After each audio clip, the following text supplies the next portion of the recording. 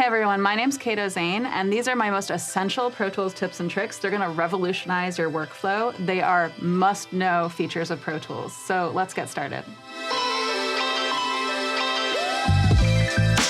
All right, so first of all, I use this all the time to A/B test different plugins and whether or not I like what I've added, but you can hold Command and just click on them to bypass them. So if I open it up, you can see bypass is activated, and when I Command click on it, it deactivates that bypass button. So just Command click to bypass a plugin. So another thing that I like to do is you can hold Command before you even go to add your plugin, and then you just find your favorite plugin here. So I'm gonna choose my EQ that I've been using. And now when I go to open up a new plugin, it's gonna be at the top of my list here. And you can take it off the top of your list by just holding Command before you go to select it again. I also sometimes I'll dial in a plugin and decide that I really like the settings that I have and I wanna really quickly copy it to another track. So all you have to do for that is hold Option and then click and drag your plugin, and you can drag it to another track very quickly with all the same settings. So another one that I like to do is, for example, if I have a whole bunch of plugins on a track, sometimes I wanna know, am I even helping here? So what I'll do is I'll just do Shift A while I have a track highlighted. And what that'll do is that'll bypass all the plugins at once on my track. So Shift A to bypass all those plugins at once. So with our plugins, the default in Pro Tools is if you open one and then you go to open another one, it actually closes that first one that you have open. So what you can do is you can click on this little red square, and then this plugin will stay open as you open more plugins. But another way to really quickly do that is you can hold Shift and then click, and it'll open that plugin with the red square deactivated automatically. So I like to add markers to my sessions. This is often one of the first things I do when I'm creating a new session, and the really quick and easy way to do that is to hit Enter on your numeric keypad. So I just hit Enter, and then I'll rename the marker based on the number. So this one is number 9 here. You can see that on the top left here. So I just do 9, and then maybe, for example, I wanted to mark this point because there's like a little blurb that I wanted to check out.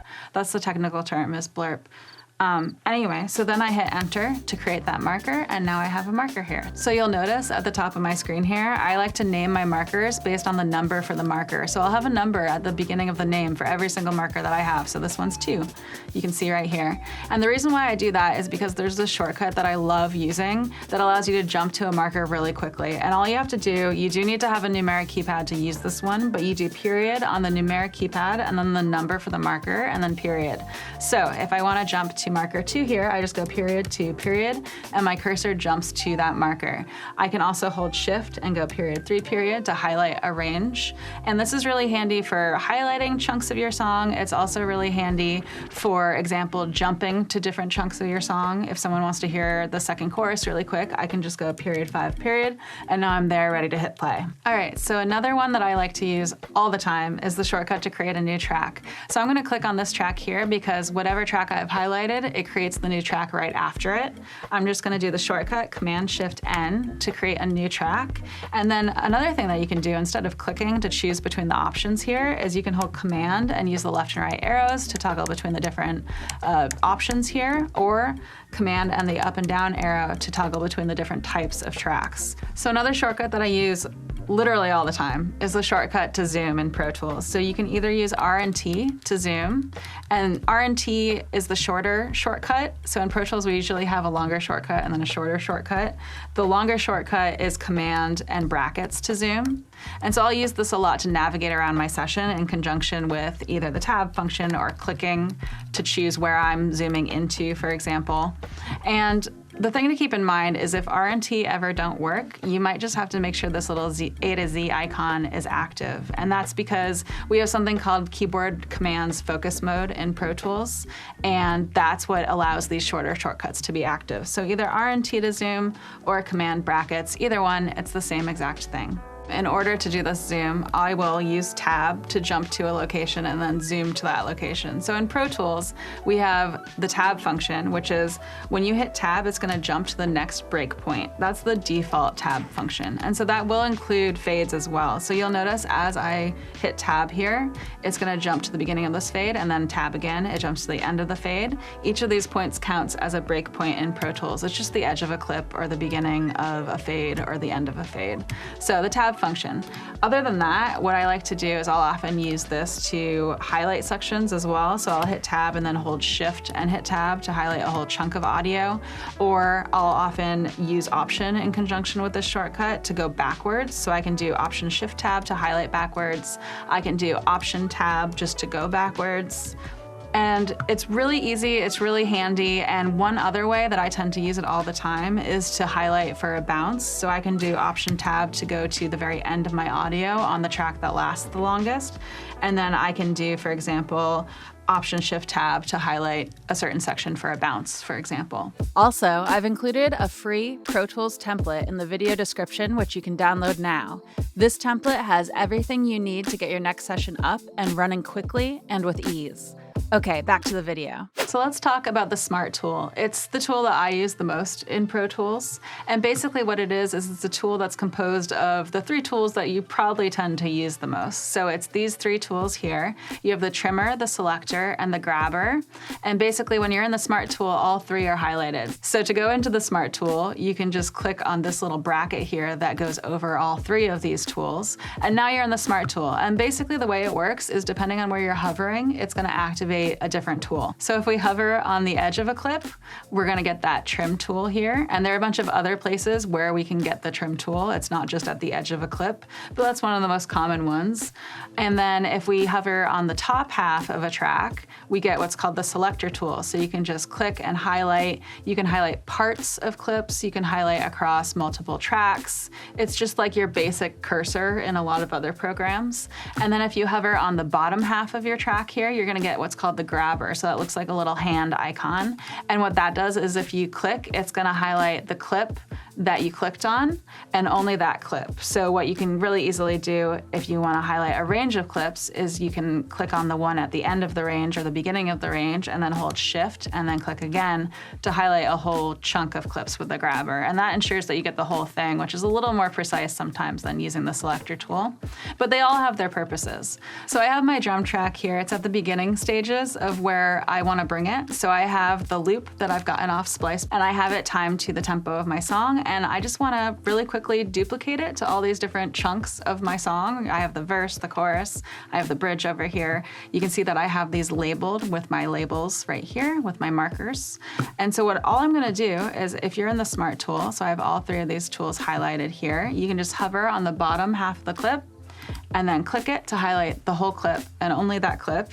And then you can hit Command D to duplicate. So I'm just gonna duplicate it over my entire song and then I can go from there. So now that I have these clips duplicated across my track, I might want to mute them in certain spots. So for example, in the bridge, I might not want to hear these drums. So all I have to do is hover over the bottom half of the clip, bottom half of the track, and then click to highlight that clip. And then I just do Command M to mute. And you can see that it's muted now because it's grayed out right here. And so I might also want to do this in my intro. And you can just kind of go through and figure out in the different parts of your song what you want to have active versus deactive and just use that Command M to mute shortcut to kind of start to form the structure of your song. All right, so usually we like to work in something called grid mode where everything snaps to the grid, it snaps to the beat. But sometimes you want to really quickly jump out of grid mode to suspend that feature. So what I like to do is I like to use a shortcut to temporarily suspend grid mode. And to do that, you just hold Command, and then you can do whatever action you want without it snapping to the grid. So see how this fade out is moving smoothly right now? What I can do is I can just release it right between the beat if I wanted to. Whereas if I'm not holding Command, it's gonna jump to the beat and only to the beat. I can't choose any in-between location. All right, so now that we're looking at this fade, let's talk about working with fades. So they're pretty simple to work with. If I hover towards the bottom half of my clip to use the grabber tool to highlight the fade, I can really easily delete the fade by hitting delete without deleting the underlying audio. And to make a fade, when you're in the Smart tool, you have all 3 of these tools activated here. All you have to do is hover towards the top corner of the clip, So either the beginning or the end of the clip, depending on if you're doing a fade in or a fade out, and you just click and drag to make that fade that you want to make. So you can delete them easily, you can make them easily, you can also adjust them really quickly and easily. If you're in the Smart tool, you just hover till you see this icon here, this little square with a little fade out icon, and you can just click and drag to change the shape of that fade as well. And you can also use the trim tool to adjust how long the fades are or how far out they go after the fact. The other thing that you can do is you can make crossfades. So if you have two clips touching, what I would recommend doing is a crossfade. So what you have is a fade out at the same time as a fade in. So this is different than doing just a fade out and then a fade in.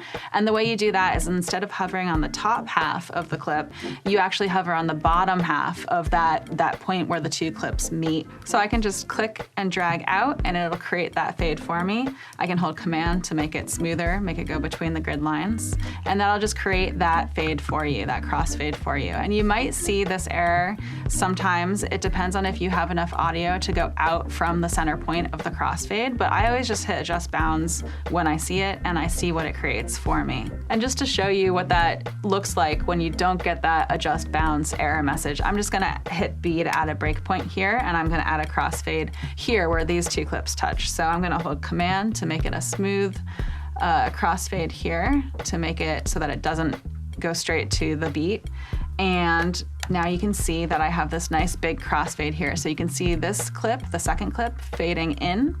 So a fade up, and then you can see the first clip here fading out at the same time. And just like with the other types of fades, you can actually just hover and adjust the shape of these fades. It's really simple, it's really easy. And you can also double click on the fade to open up a window that allows you to adjust it even more. So another thing you can do to create fades over an entire track at once, so let's say I just duplicated all these clips and I want to add fades between them so I'm not prone to speaker pops and so that I know that everything's going smoothly. What I can do is just click at the end of this track here after the audio ends and just do Shift Enter to highlight to the beginning of that track. And now I can just do Command F to open up what we call the fades dialog. And now I can have it automatically create fades over that entire track for me. So if two clips are touching, it'll create a crossfade for me here. If I have the end of a clip, so like at the very beginning of this track, for example, it'll do a fade in. And then for the very end, it'll add a fade out for me where this clip ends here.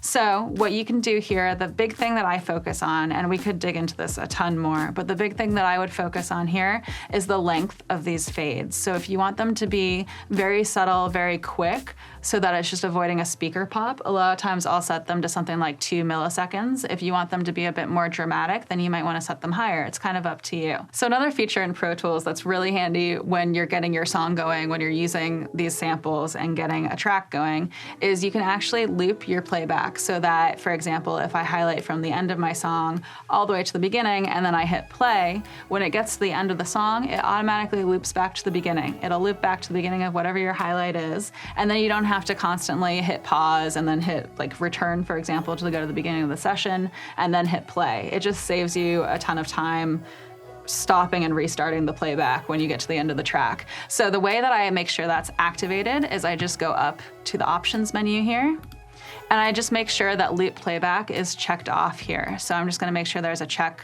box right next to it. I guess it's not really a box, but it's a little check mark. And basically everything in the options menu is binary, so it's either on or off. So loop playback is on when the check is there. And now when I hit play on a highlight, let me make a smaller highlight so that you guys can see it. But when I hit play on a highlight, it's going to stop and then restart at the beginning of that highlight for me pretty seamlessly. So let's listen.